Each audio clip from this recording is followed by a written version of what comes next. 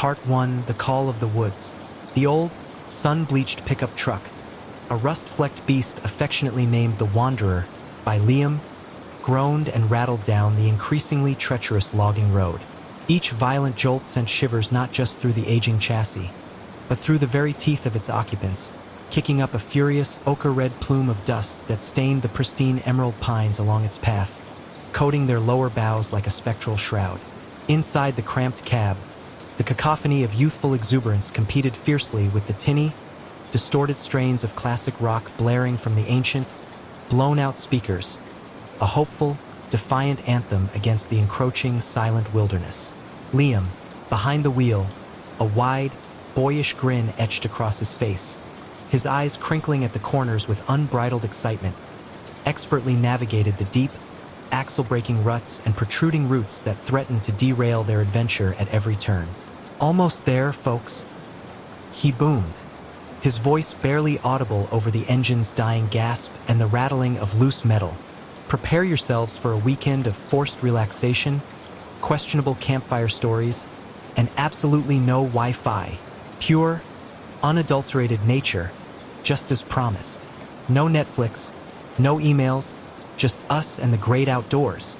Beside him, Chloe, ever the pragmatist, a sleek, urban contrast to Liam's rugged enthusiasm, was already scrolling frantically through her phone, her brow furrowed in a fruitless, almost desperate search for a signal that was clearly, irrevocably non-existent. The single, mocking bar of no service glowed like a cruel taunt. "Relaxation, maybe," she conceded with a weary sigh, running a manicured hand through her perfectly styled bob. "Questionable stories, definitely. But seriously, Liam, I need to confirm my flight for next week. My boss is going to absolutely murder me if I miss that meeting. This digital detox is going to be my actual undoing, professionally speaking. I can already picture the stack of emails waiting for me when I get back." Her voice was laced with a tension that had nothing to do with the bumpy ride and everything to do with her meticulously planned life being thrown off course. In the cramped back seat, a chaotic mess of sleeping bags, overloaded coolers, a deflated inflatable kayak that promised future adventure, and various half-eaten snack bags, Maya and Ben were locked in a playful, yet surprisingly fierce, wrestling match over a single, coveted bag of salt and vinegar chips. Maya, with her vibrant red hair that seemed to catch every stray sunbeam even through the dense canopy, and an infectious, almost boundless energy that bubbled just beneath her surface, finally wrested the bag free with a triumphant squawk, a sound of pure victory. She waved it victoriously in Ben's face, a flurry of red hair and crinkling plastic. "Ha! The victor gets the salt and vinegar. Ben, you snooze, you lose, buddy. Better luck next time. Maybe try being faster." Ben, the quiet observer of the group, often lost in the labyrinth of his own thoughts but fiercely loyal to his friends, merely shook his head, a faint, almost imperceptible smile playing on his lips. He was the grounding force, the calm in their collective storm of personalities, the silent anchor. Yet, even he harbored a restless, introspective spirit that secretly craved the unknown, the mysteries hidden within the wild, a yearning for something beyond the mundane. Their destination was Blackwood Pines, a remote state park whispered about in obscure online forums and local folklore, renowned not just for its ancient, towering trees that clawed at the sky like skeletal fingers, their gnarled branches twisting into grotesque shapes, but also for the unsettling, almost profound quiet that settled upon it after dusk. It was a silence so deep it felt like a presence, a watchful entity. Liam had stumbled upon the cabin listing on a niche outdoors forum, a grainy, underexposed photo of a forgotten shack that looked more like a prop from a horror movie than a vacation rental, and had, with his usual boundless optimism and persuasive charm, convinced his friends that this was the absolute perfect escape from their bustling city lives. It was to be a much-needed chance to reconnect, to breathe the clean, crisp air, to simply exist before the relentless, unforgiving demands of adulthood completely swallowed them whole. The cabin they'd rented, according to the minimal online description, was a rustic, charming structure, tucked deep within the woods, promising absolute, undisturbed seclusion, far from any other campers or the intrusive sounds of civilization. It was exactly what Liam had promised. Isolated. Perhaps they would soon discover a little too isolated. As they ventured deeper into the park, the light filtering through the increasingly dense canopy began its slow, inevitable retreat. What was once vibrant, hopeful green transformed into a murky, oppressive gray, then a deepening indigo. Long, dancing shadows stretched and writhed on the forest floor, mimicking unseen movements, like silent, hungry things reaching out from the gloom. The air grew perceptibly cooler, heavier, thick with the distinct, almost overwhelming scent of damp earth, decaying leaves, and an intoxicating, slightly acrid fragrance of pine needles that seemed to cling to their clothes, seeping into their very skin, becoming part of them. The boisterous laughter in the truck gradually subsided, replaced by the rhythmic hum of the engine and the increasingly loud crunch of tires on gravel, each stone feeling like a small, insistent warning, a heartbeat counting down to an unknown dread. Anyone else feel like we're being watched? Maya whispered, her voice barely audible over the now softer, almost swallowed music. Her usual vivacity had been replaced by a quiet nervousness. She pressed her face against the window, trying desperately to peer into the increasingly dark and impenetrable woods, her eyes darting frantically between the thick, unyielding stands of trees that pressed in on all sides, like a vast, dark wall. "It's just the trees, May," Chloe said, attempting a reassuring tone, though her own gaze drifted nervously towards the oppressive green walls surrounding them, her knuckles white as she gripped her now useless phone. "They're big, and probably ancient. It just gives off a naturally creepy vibe, that's all. It's just the remoteness getting to us, making us jumpy." But even as she said it, a sharp prickle of unease, a cold sensation, ran down her spine, chilling her to the bone, contradicting her own words. Liam scoffed good-naturedly, a forced, brittle laugh, though his knuckles were bone-white on the steering wheel, betraying his own mounting apprehension. A tremor of unease he couldn't quite shake had begun to settle over him. "It's called ambience, people. You wanted off the grid. You got off the grid. Besides, it's getting dark. We'll be there any minute. Probably just a deer staring at us from the bushes, wondering what these city slickers are doing in its backyard, making all this racket and disturbing its peace." He tried to convince himself more than anyone else. He was right. Moments later, the truck rounded a final, sharp, almost precipitous bend in the winding dirt track, and the cabin emerged from the deepening gloom like a phantom, a ghostly silhouette against the darkening trees. It was smaller and significantly more dilapidated than it had looked in the grainy online photos, its wooden walls weathered to a ghostly, almost spectral gray, almost blending seamlessly into the deepening forest, as if it had grown from the earth itself. Its windows, dark and vacant, stared out from under heavy, sagging eaves like the hollow, unseeing eyes of a forgotten beast. A narrow, overgrown path, barely more than a deer trail, choked with weeds, fallen leaves, and grasping thorny vines, led up to a creaking porch that looked ready to collapse. To the side, an old, forgotten well stood sentinel, its stone rim covered in thick, emerald moss, its wooden bucket handle broken and askew, a silent, ominous monument to long-past lives, a forgotten history. "Cozy?" Ben murmured, his voice flat, devoid of any genuine warmth or humor, a note of quiet apprehension in his tone. He didn't need to elaborate. The cabin radiated an undeniable aura of neglect and profound disquiet, a cold weight that seemed to press down on them, an invisible force emanating from the decaying wood. "Character," Liam declared with a last burst of forced cheer, turning off the engine with a definitive click. The sudden, absolute silence that descended was profound, almost deafening, a thick, suffocating blanket that seemed to smother all sound. It was broken only by the chirping of unseen crickets that seemed unervingly close, almost inside the truck with them, and the distant, mournful hoot of an owl, a sound that seemed to carry an ancient sadness, a lament. Even the wind seemed to hold its breath, waiting, watching, unloading their meager gear from the truck's bed.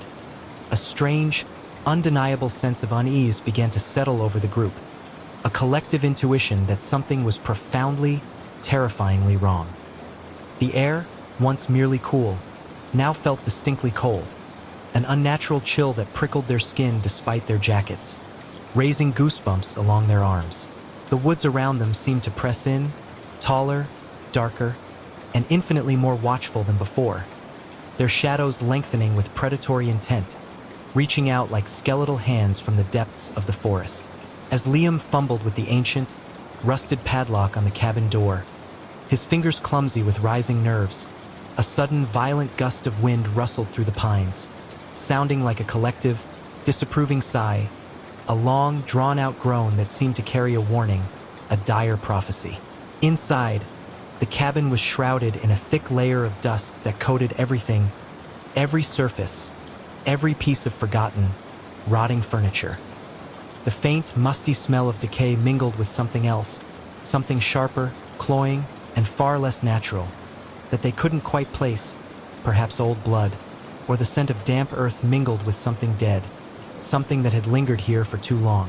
Cobwebs, thick and glistening with an unholy sheen, draped from the ceiling like morbid, forgotten decorations, shimmering faintly in the feeble, wavering beam of Chloe's phone flashlight. "Well, this is rustic," Chloe said, trying to force a smile that didn't quite reach her eyes. Her voice was thin, betraying her deep unease, the forced bravado already crumbling into dust. "Nothing a good scrub won't fix," Liam announced with a determined nod, ever the optimist, stubbornly clinging to his role as the group's fearless leader. But even his voice lacked its usual conviction, the forced cheer wearing thin, a desperate whisper against the cabin's oppressive atmosphere. He threw open the warped, sticking windows, forcing them open with a groan of protest, letting in the cool, crisp air, which, oddly, didn't seem to dispel the cabin's oppressive, stagnant atmosphere. Instead, it merely circulated its pervasive dread, making the unsettling odors swirl and intensify, bringing them closer. As they unpacked their provisions and sleeping bags, arranging them on the dusty floor, Maya wandered into the small, cramped kitchen, running her hand over the gritty, almost slimy countertop, a frown on her face. "Guys," she called out, her voice tight with disbelief and a hint of rising panic. "There's no running water. Seriously, not even a single faucet.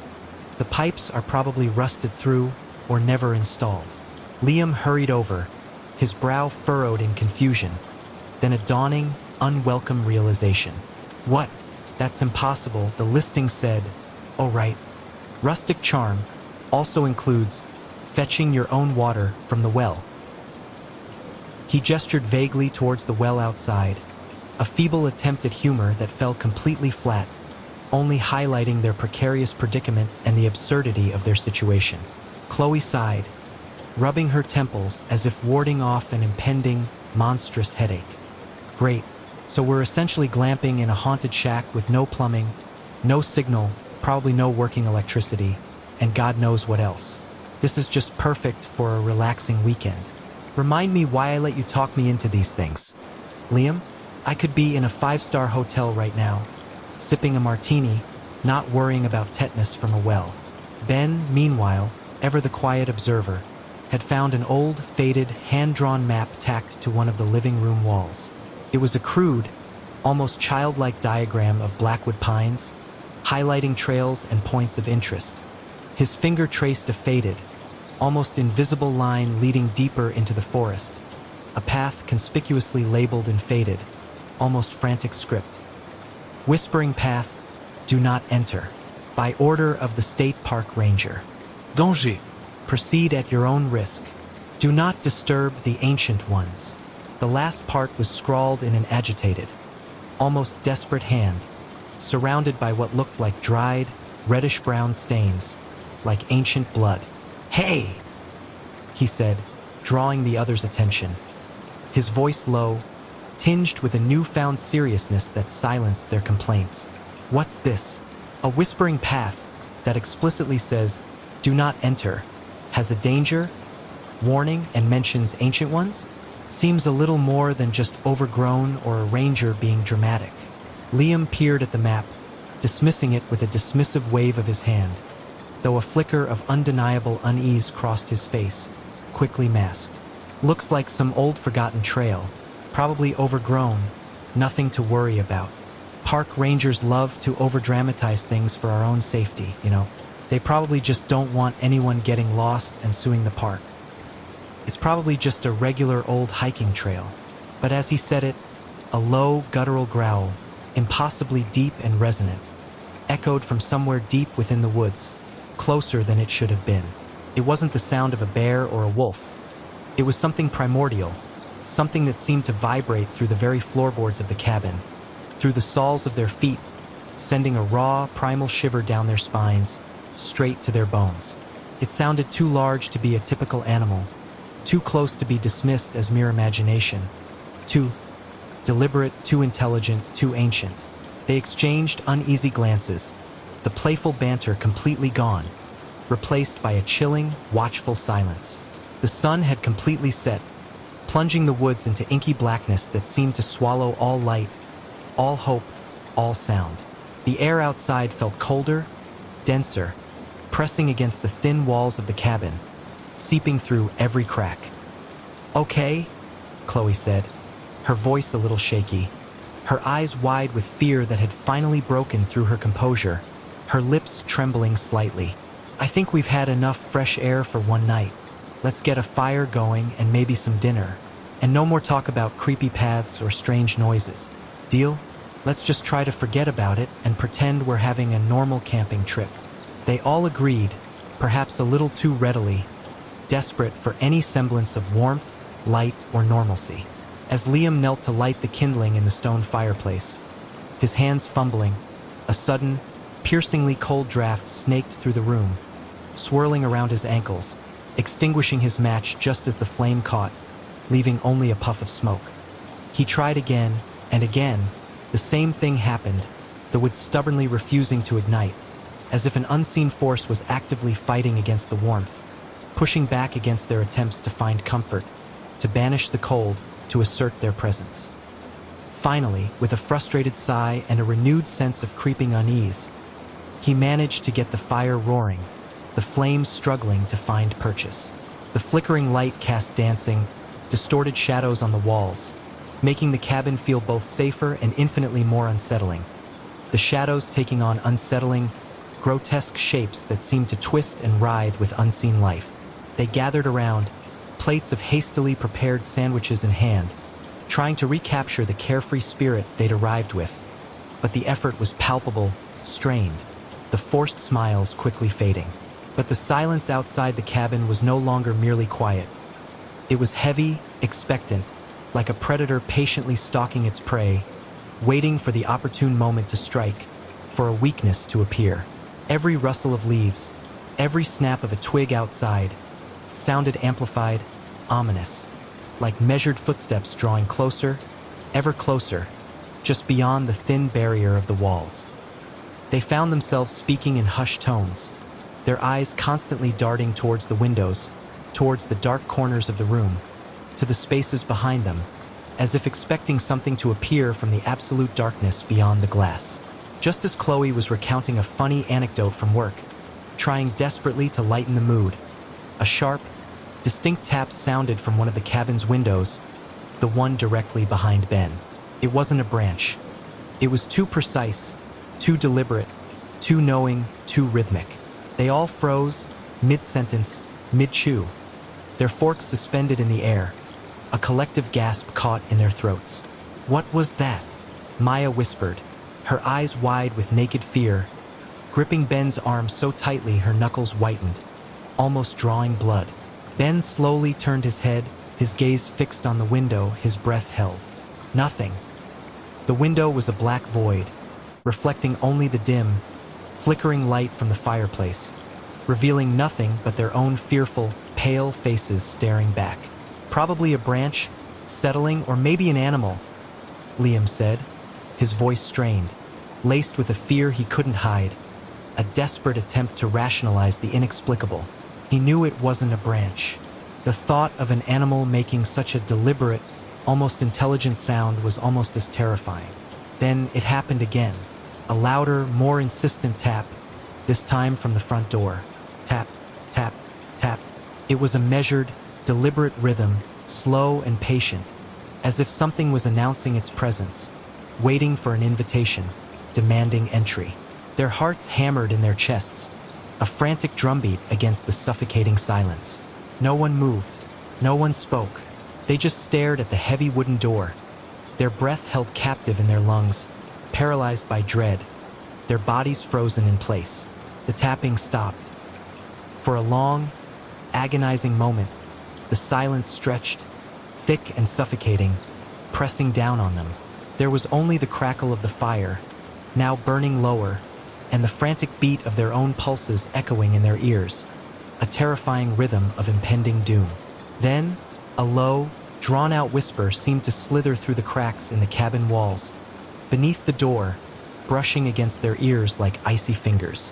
It was indecipherable, a chaotic, jumbled blend of sibilant sounds, elongated vowels, and guttural clicks, a language of pure malice, ancient and utterly alien. The intent felt unmistakably malevolent, hungry, and impossibly old, radiating a cold, predatory intelligence. It seemed to coil around them, a suffocating presence, filling the room with an unseen, chilling aura that made their skin crawl. Did you guys hear that? Maya stammered, her face pale in the firelight, her eyes darting between her friends, seeking confirmation, desperate for someone else to have heard it, to validate her terror. Chloe swallowed hard, her throat suddenly dry, her knuckles white as she gripped her knees, her entire body rigid. Yeah. What was it? Sounded wrong, like a lot of voices at once, all wisp. Liam finally found his voice, though it was barely a whisper, a stark contrast to his usual boisterous demeanor. His confident facade completely shattered.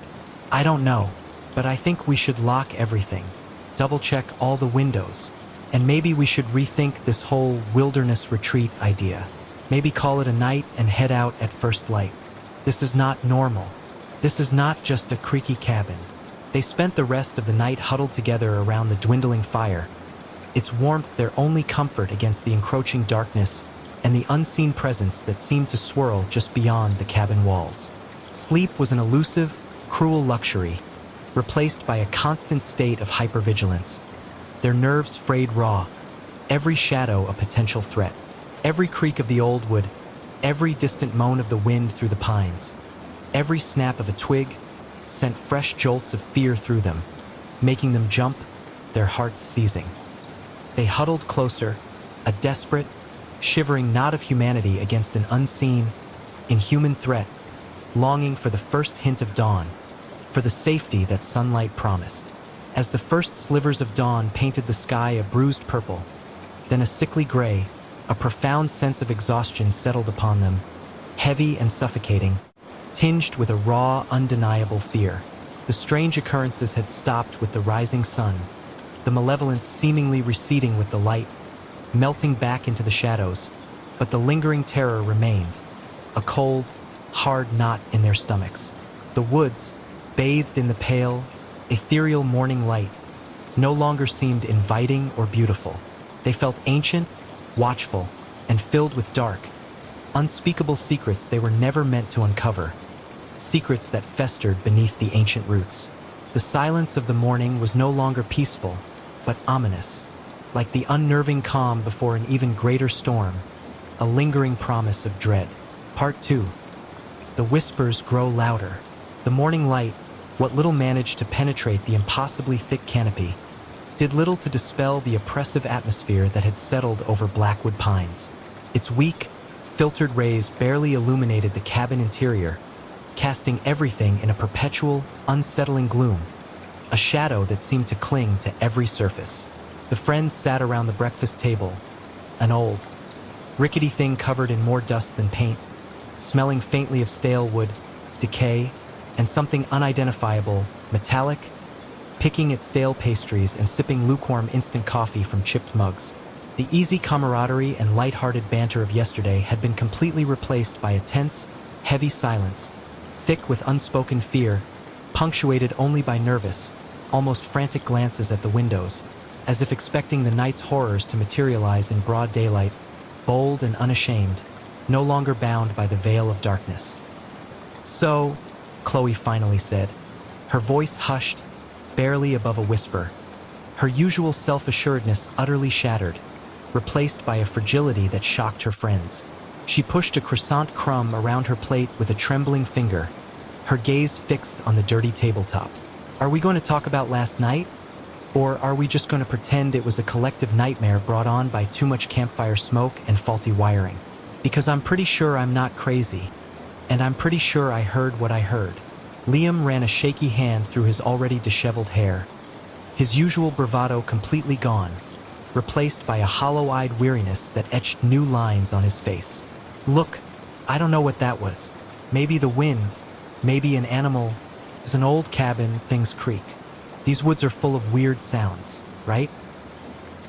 He tried desperately to sound convincing, to reassure himself as much as them, but his eyes darted nervously to the front door, remembering the chilling, deliberate tapping, his jaw tight, a muscle ticking violently in his cheek.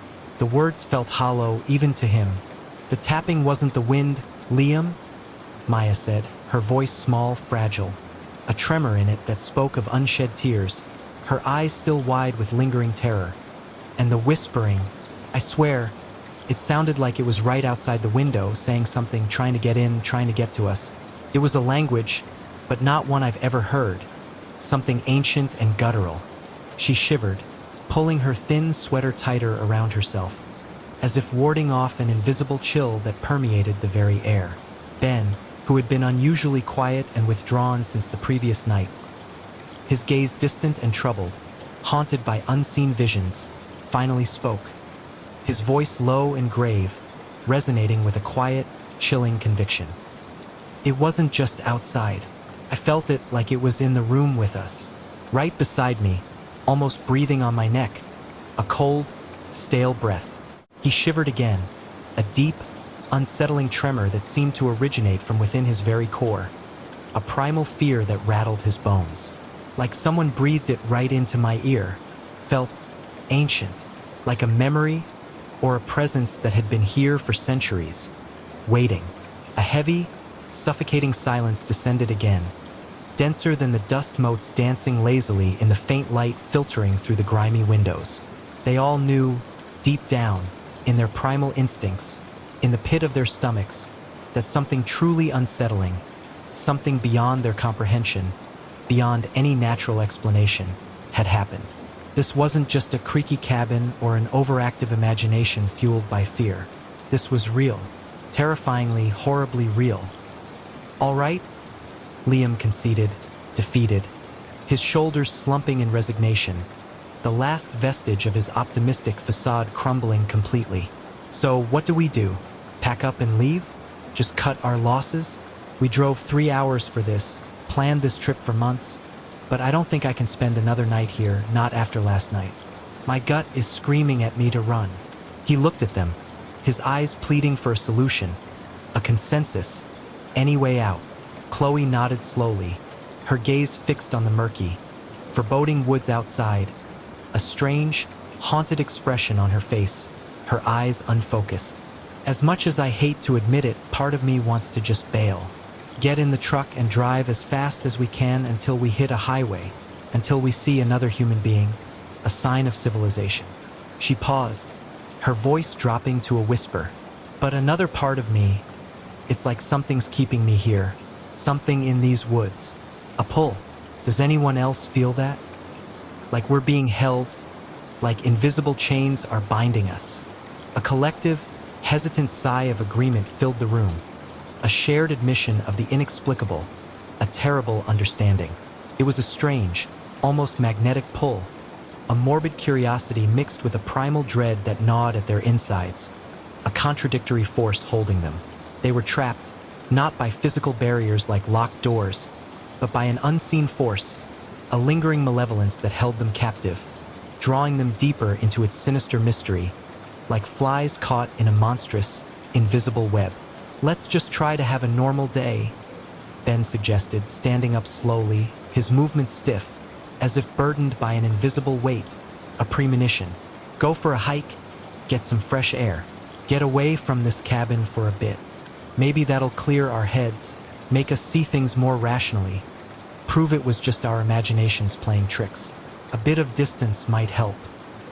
It was a desperate, almost pathetic attempt at normalcy, a fragile hope to break the spell of fear that had woven itself around them, a hope they desperately clung to.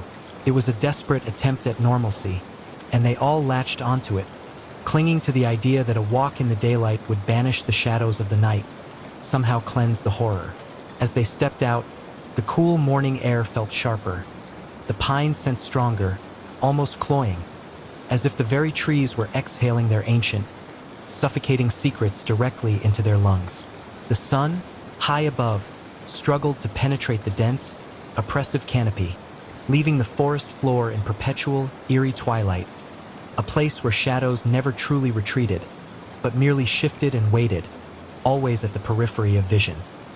They walked in an uneasy, terrified silence for a while, the crunch of their boots on fallen leaves echoing loudly in the unnatural quiet, each step a testament to their growing apprehension, to the fear that propelled them. Every shadow seemed to stretch and writhe, mimicking unseen movements. Every twisted branch resembled a gnarled, beckoning hand, pulling them deeper. Maya kept looking over her shoulder, convinced she saw movement at the periphery of her vision, fleeting glimpses of something dark and tall vanishing between the trees, just out of sight, a fleeting glimpse of terror.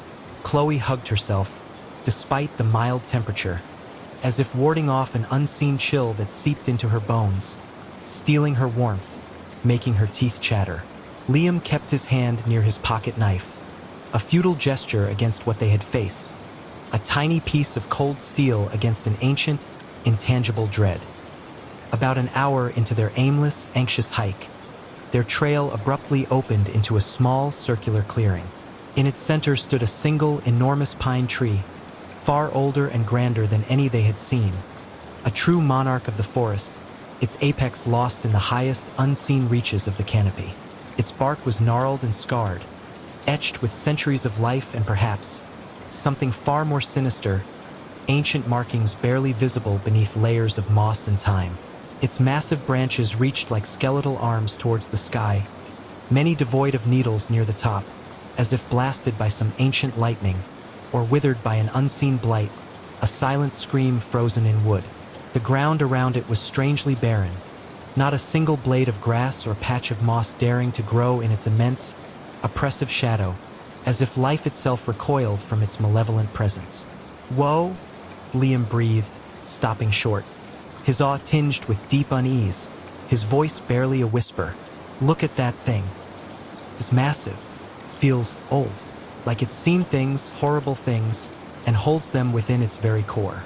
As they approached, a chill wind, distinct and biting, snaked around them, cutting through their clothes despite the absence of any discernible breeze, raising goosebumps on their exposed skin. They noticed something peculiar carved into the bark of the ancient tree, barely visible beneath layers of moss and thyme, as if the tree itself was weeping dark, forgotten secrets. They weren't letters or numbers, but intricate, swirling patterns, like ancient, forgotten runes from a civilization swallowed by time and terror. And among them, disturbingly, were crudely etched stick figures, some with exaggerated, terrified expressions, their mouths agape in silent screams, their limbs twisted in agony, a chilling tableau of despair. "What are these?" Maya asked, her voice hushed, a tremor running through her.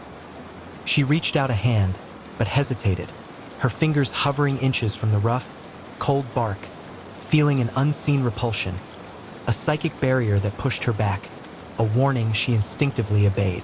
Ben crouched down, examining the base of the tree more closely, his analytical mind trying desperately to make sense of the unsettling discovery, to find a logical explanation for the inexplicable. "Looks like someone's been here before, and they left a message, a warning, maybe, or a plea." His finger traced one of the stick figures, its terrified expression unervingly clear, almost alive, a silent scream frozen in time.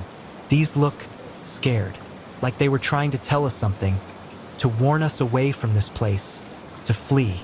Suddenly, a faint, high-pitched, keening sound emanated from within the tree itself. It was like a long, mournful cry, barely audible at first, a distant, thin wail, yet piercing enough to send a sharp, agonizing shiver down their spines, straight to their bones, rattling their very teeth.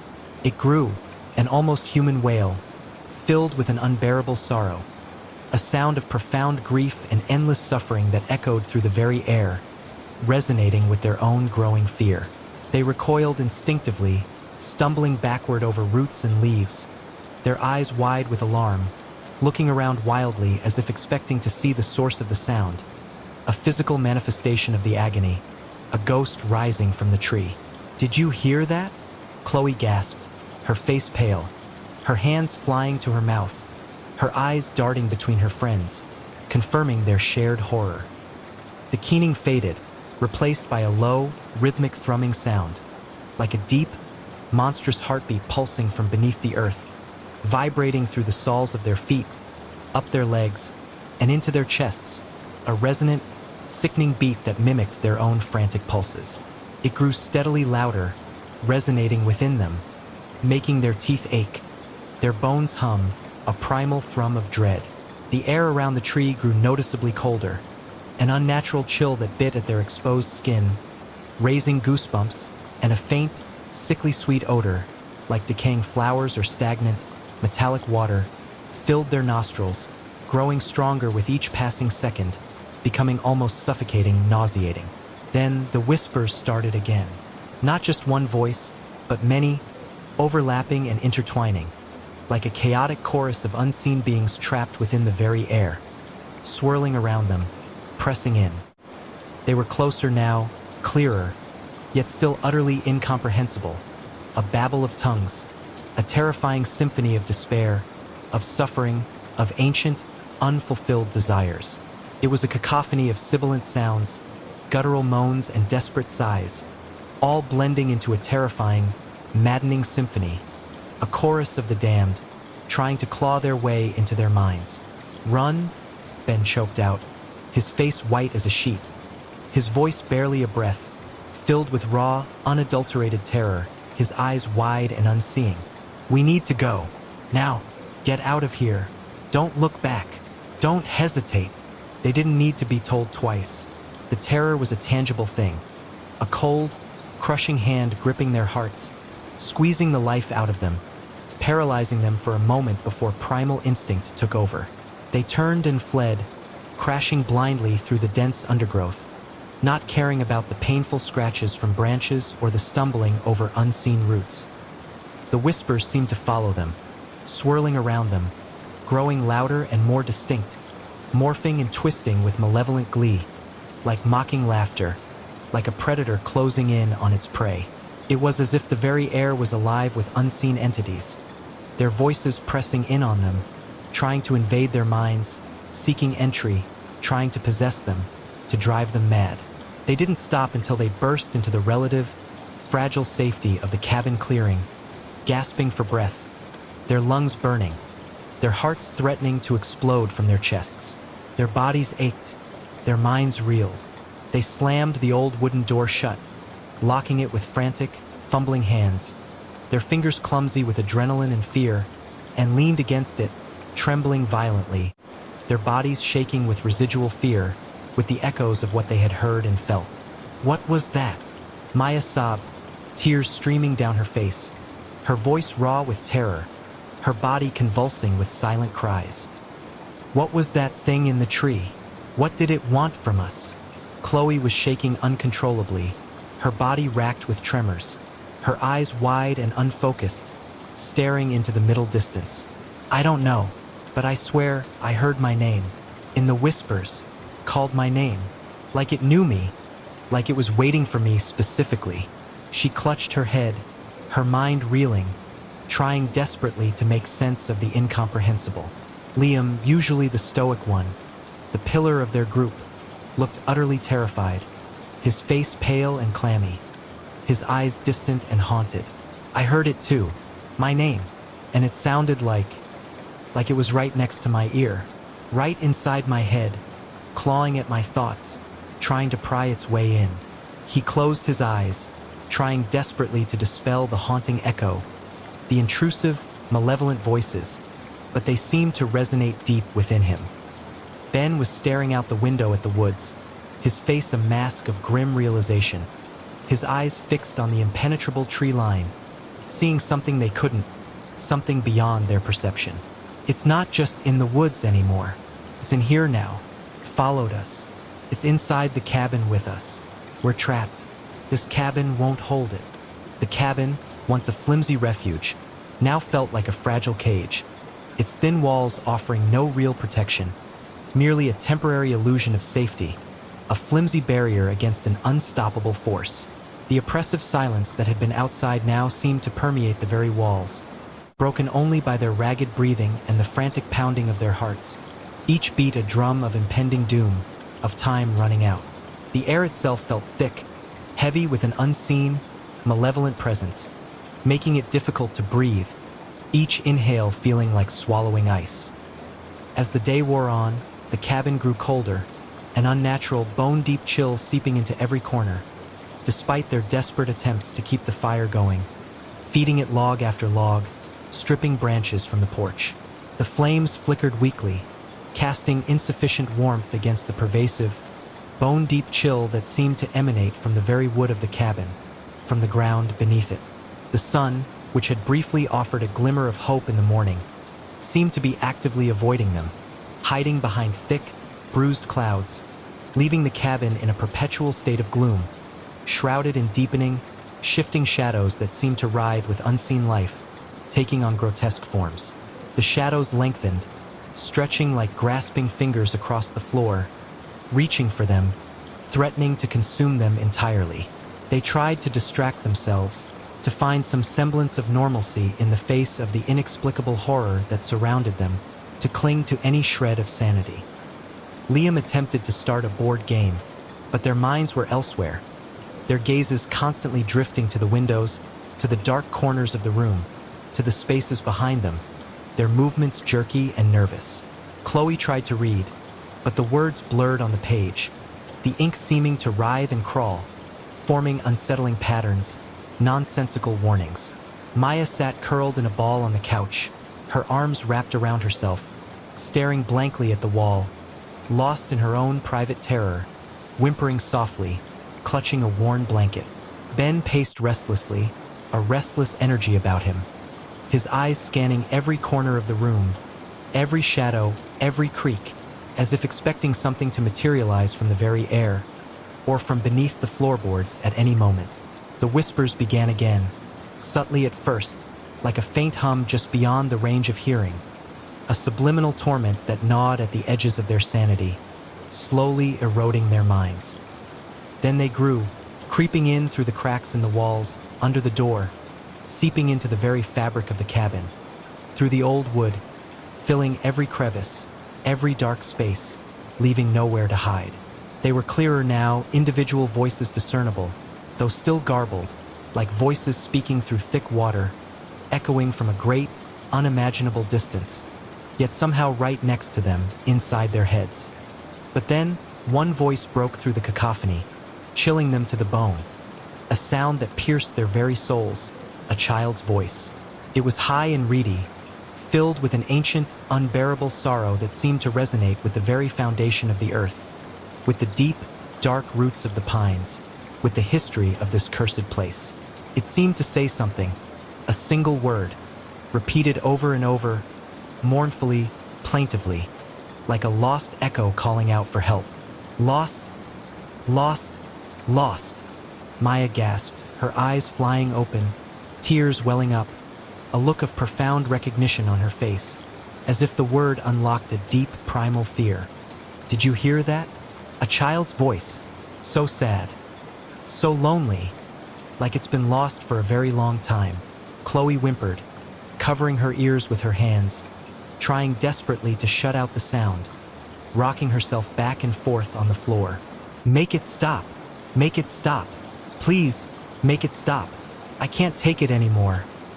Her body trembled uncontrollably, her face contorted in agony.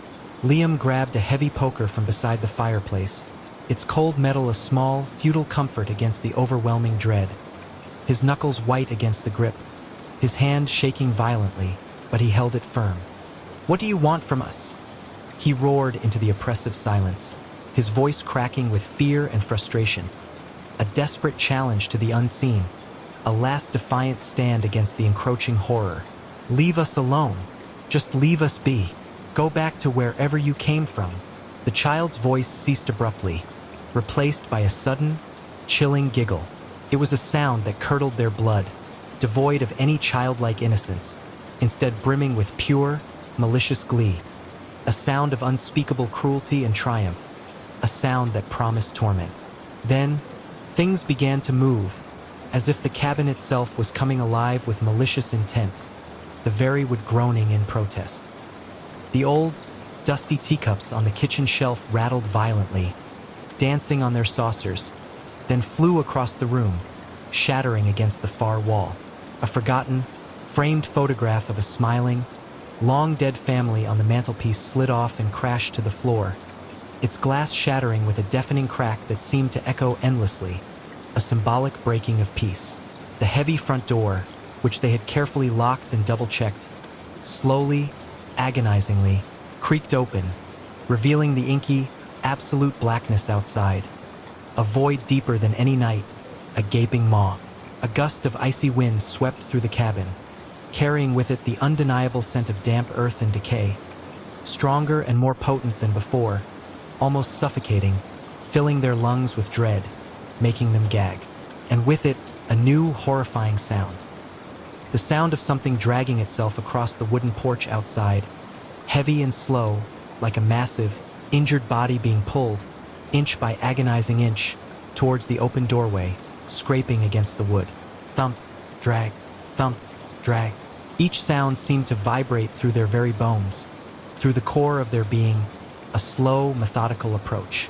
They pressed themselves against the back wall, huddled together in a desperate, trembling mass, their eyes fixed on the open doorway, wide with terror, their hearts pounding a frantic rhythm against their ribs, a drum solo of sheer, unadulterated terror. The darkness beyond the threshold seemed to deepen, coalescing into an even blacker void, a gateway to something unspeakable, something that defied all natural laws, something utterly evil.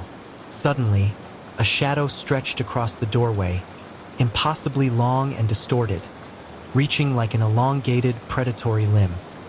It was tall, impossibly thin, almost two-dimensional, and seemed to ripple with an unnatural energy. A living void, a tear in reality, a distortion of space itself. A faint, glowing red light, like malevolent, burning eyes, flickered within the shadow, fixing on them with an ancient, predatory gaze that promised eternal torment, a hunger that transcended time. "It's here," Ben whispered, his voice devoid of hope, a mere breath of resignation, acknowledging the inevitable. His face was ghostly pale. "It found us. There's nowhere left to run." The whispers intensified, filling the room, surrounding them, each voice clamoring for their attention, for their fear, for their souls, for their very essence, 1,000 discordant voices screaming in their minds. They were no longer indecipherable. Fragments of phrases, twisted and distorted, began to pierce their minds, clear as day, yet utterly horrifying, designed to break their sanity, to drive them into madness. "Come uit Stati Uniti." Into the dark, where we dwell, never leave. This place, never again be free. Join, they lost, one of us now, forever. In the pines, Chloe let out a terrified scream, a raw, primal sound of pure horror that tore from her throat. Her vocal cords strained.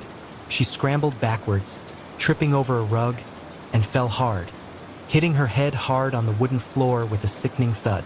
She lay there, dazed, whimpering, staring up at the shifting darkness that now loomed directly over her, its malevolent presence suffocating, pressing down on her chest, stealing her breath.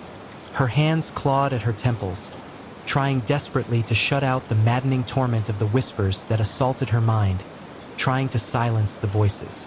Her eyes rolled back in her head, and a thin trickle of blood appeared from her nose, tracing a crimson path down her pale cheek, a stark contrast against her terrified skin.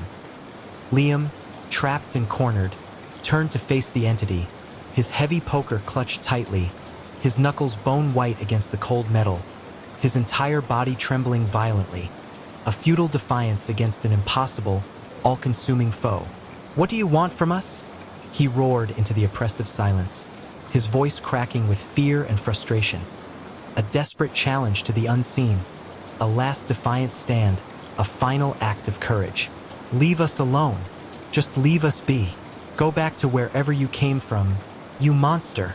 The entity didn't speak in words, but a single, terrifying image flooded Liam's mind, burning itself into his consciousness with searing, agonizing clarity. A vast, endless forest, shrouded in perpetual, soul-numbing twilight, its trees gnarled and weeping, their branches like twisted, grasping arms.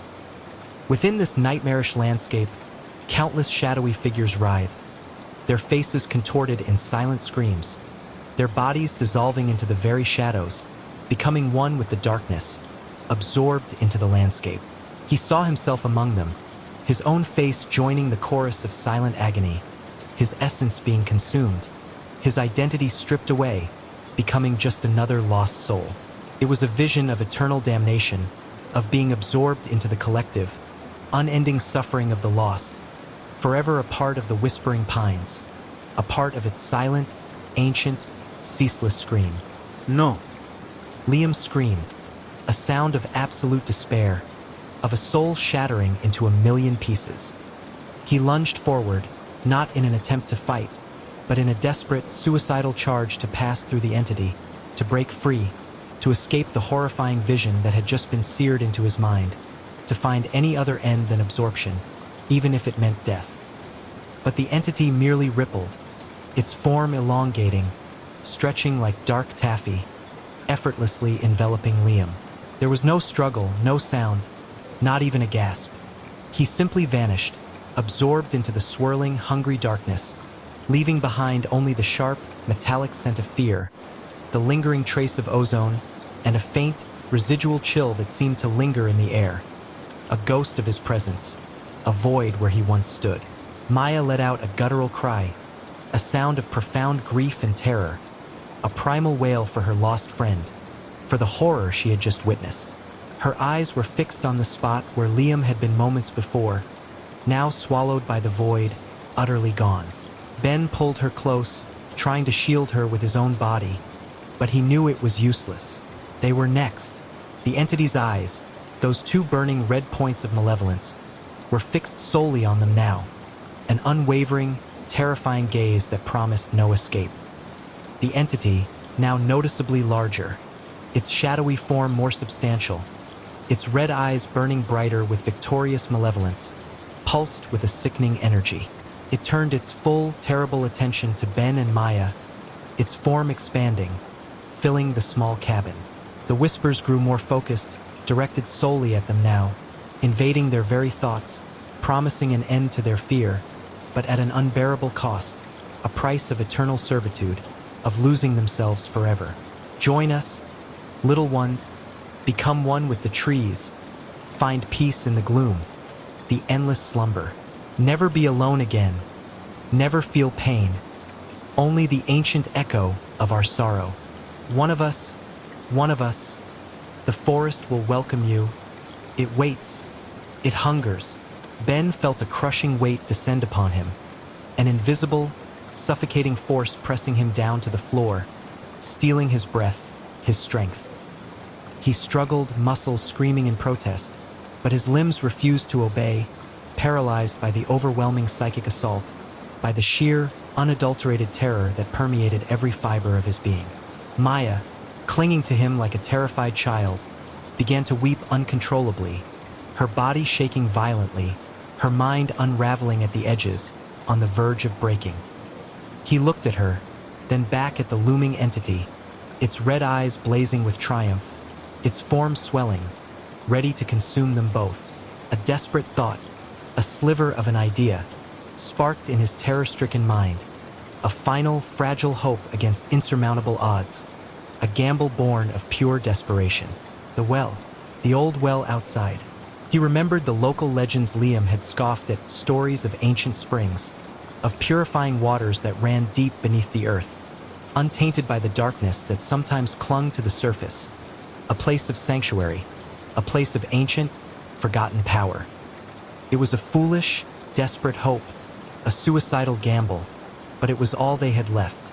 The well, he gasped, pushing Maya away from him with what little strength he had left, pointing a trembling finger towards the front door. Run to the well. Jump in. Don't hesitate. It's our only chance, May. Don't look back. Maya stared at him, her eyes wide with fear and confusion, fresh tears streaking her face, unable to comprehend his frantic words, caught between terror and blind obedience. What? No. It's too deep. I'll drown. I'll die. It's suicide. Just do it, Ben yelled, his voice raw and hoarse, a desperate plea, a final, guttural command. Don't look back. Don't stop. Trust me. Please just go. Save yourself. As the entity reached out a shadowy, grasping limb towards them, its form expanding, its whispers a deafening roar in their minds, promising their imminent absorption, Ben mustered every ounce of his remaining will. With a sudden, desperate surge of adrenaline, fueled by a selfless love, he shoved Maya forward with all his might, towards the front door which was still slightly ajar, the entity now positioned directly between them and the back exit. Go! He screamed, his voice ripped from his throat, a final, guttural sound, using his own body as a momentary, fragile shield against the encroaching darkness, a sacrifice. He felt an agonizing, crushing pressure on his chest, as if his very soul was being squeezed from his body, his life force draining away, his consciousness fading, his vision darkening around the edges. The cold embrace of the entity was absolute. Maya, seeing the absolute, undeniable desperation in his eyes, the profound certainty of his sacrifice, the raw love that compelled him, didn't hesitate.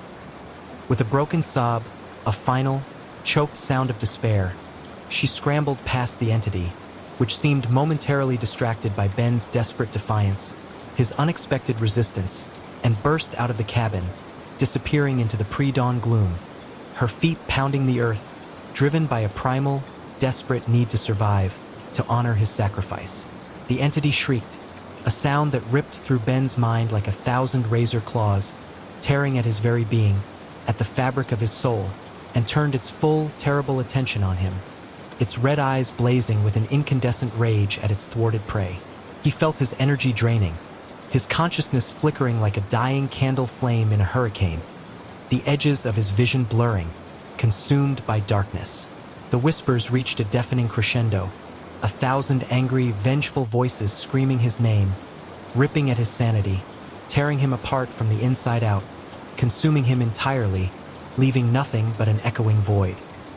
He saw the endless twilight forest again, clearer now, felt the crushing weight of eternal loneliness, the cold touch of despair, the silent screams of those who had come before, those who had become part of the collective. But even as the darkness enveloped him, as the whispers consumed him, as his own essence began to dissolve, fragmenting into the ancient sorrows of the pines, a final, desperate thought flickered, a fragile prayer, a last ember of hope. Did she make it? Is she safe? Tell them what happened. Then, mercifully, nothing. Only darkness and the silent chorus of the lost. Part 3. The unending echo. Outside, Maya stumbled blindly through the overgrown clearing, her legs heavy and unresponsive, her lungs burning with each painful, ragged gasp that tore at her throat, tasting of dust and fear. Her mind was a chaotic, terrifying swirl of raw fear, profound, soul-deep grief for her lost friends, and a desperate primal instinct for survival, a raw, burning need to escape the horror she had witnessed, to simply live. The chilling sounds from the cabin, Chloe's fading whimpers, Liam's final, desperate scream, Ben's last defiant shouts. A symphony of torment and sacrifice echoed in her ears, a horrifying, indelible memory that drove her forward, pushing her beyond exhaustion, beyond despair, beyond what she thought she could endure. She saw the well, a dark, Gaping maw against the bruised gray of the pre-dawn sky, a black circle surrounded by ancient, moss-covered stone, almost hidden by the encroaching overgrowth, like a forgotten tombstone. It looked impossibly deep, a plunge into certain, frigid death, a void from which no one could possibly return. But Ben's words, his absolute conviction in that final, horrifying moment, resonated in her mind. A beacon in the suffocating darkness, a desperate command that bypassed all logic. Trust me. Jump in. His voice, clear and strong despite everything, cut through the terror, anchoring her to his faith. Behind her, the whispers burst forth from the cabin, louder now, filled with a renewed hunger, a collective wail of thwarted malice and unbridled rage, a crescendo of unholy sound. The sickening thump-drag sound of the entity pursuing her grew closer, faster, accompanied by an inhuman, rasping breath that was hot on her heels, just behind her. She didn't dare look back, knowing what she would see, what would surely claim her if she faltered for even a second. With a final, desperate gasp, a raw cry of surrender and hope, a leap of faith into the unknown, Maya launched herself over the mossy stone rim of the well, tumbling headlong into the inky blackness below. The fall was terrifying, an eternity of rushing air past her ears, a dizzying descent into the cold, damp unknown. The rough, cold stones scraped painfully against her hands as she desperately clawed for purchase, for anything to slow her descent.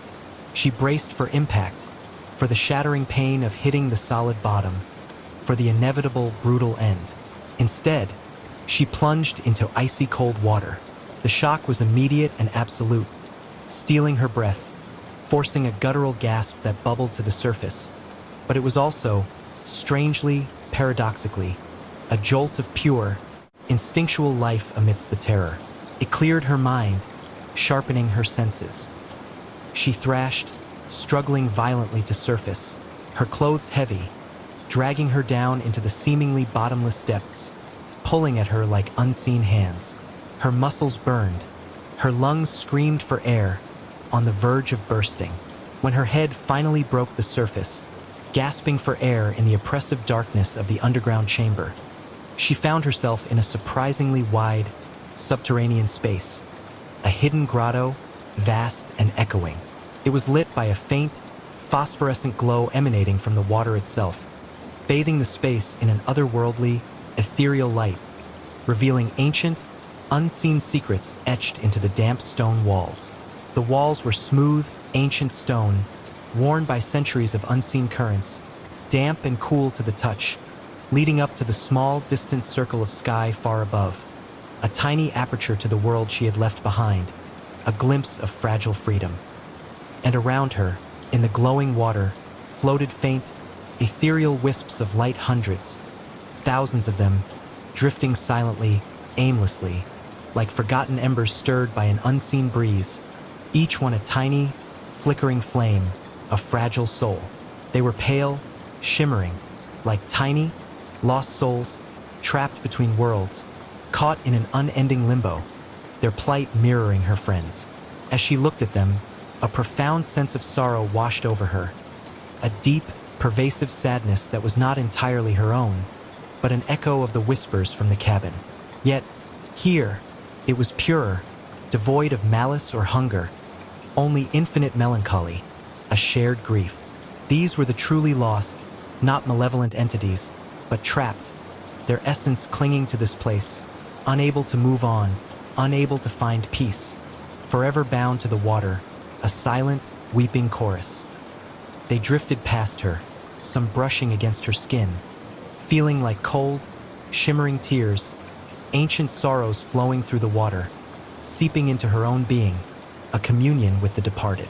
A faint, almost inaudible whisper reached her, distinct and clear from the frantic chaos of before. A single, clear voice, soft and mournful, yet filled with a fragile, desperate hope, a promise of safety. Protected, here, safe. From the pines, the darkness cannot reach.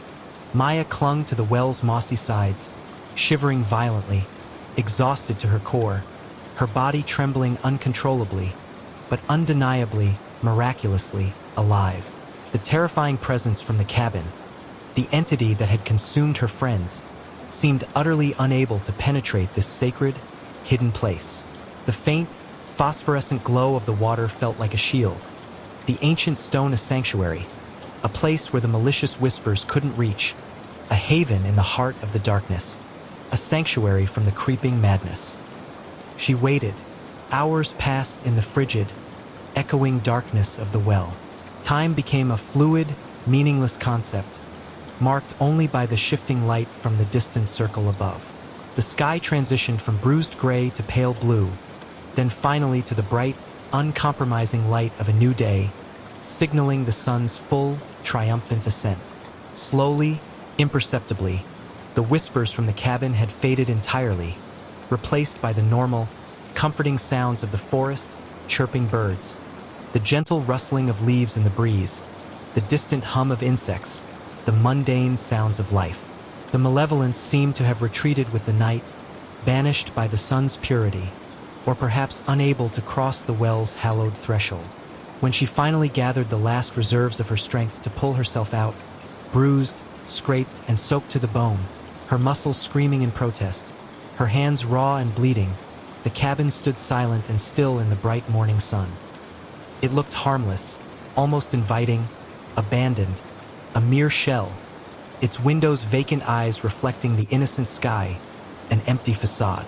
The front door was closed, as if it had never been opened by an unseen force, as if the night's unspeakable events were nothing but a fevered dream, a collective hallucination, a cruel joke played by her traumatized mind. She approached cautiously, her heart still pounding a frantic rhythm against her ribs, her senses on high alert, every instinct screaming danger, every nerve ending tingling. The air around the cabin felt normal again, devoid of the oppressive chill and the sickly sweet smell of decay. She pushed the front door open, half expecting to find some horrific scene, some lingering trace of the horror, a final, gruesome tableau. Inside, the cabin was empty, eerily, meticulously clean, as if scrubbed by unseen hands. No sign of Liam, Chloe, or Ben. No broken glass, no overturned furniture, no evidence of struggle, no blood, no lingering scent of fear. Everything was eerily neat, almost pristine, as if they had simply vanished into thin air, plucked from existence by an unseen hand, leaving no trace. The heavy poker Liam had held was gone. The photograph of the smiling, long-dead family was back on the mantelpiece, its glass miraculously unbroken, untouched, mocking her with its unsettling normalcy. It was as if nothing had happened, as if the terror of the night had been a waking dream, a collective hallucination born of exhaustion and fear, a cruel joke played by her own mind, designed to break her. But Maya knew, with a certainty that chilled her to the bone, a cold, hard truth lodged in her soul, that it had been horrifyingly real. The exhaustion in her limbs, the lingering scent of decay in her nostrils, the phantom chill on her skin, the raw, aching grief in her heart, they were all undeniable proof, etched into her very being.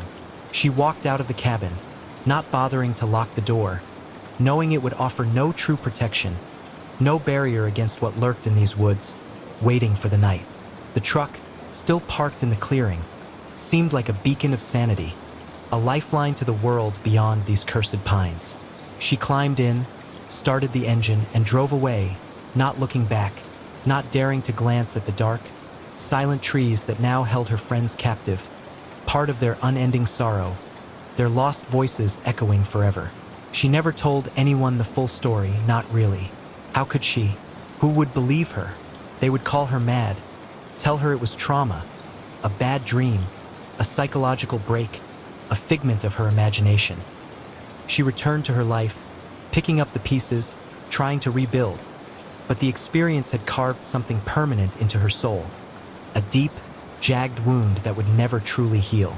She would wake up in the dead of night, bathed in a cold sweat, hearing faint whispers just beyond the edge of hearing, seeing shadows writhe in her peripheral vision, always just out of focus, always a threat, always a reminder. Sometimes, when she was alone, a profound, crushing sense of loss would overwhelm her, a silent echo of the agony she had felt in the well, and a crushing sadness for the friends she had lost, absorbed into the ancient sorrow of Blackwood Pines.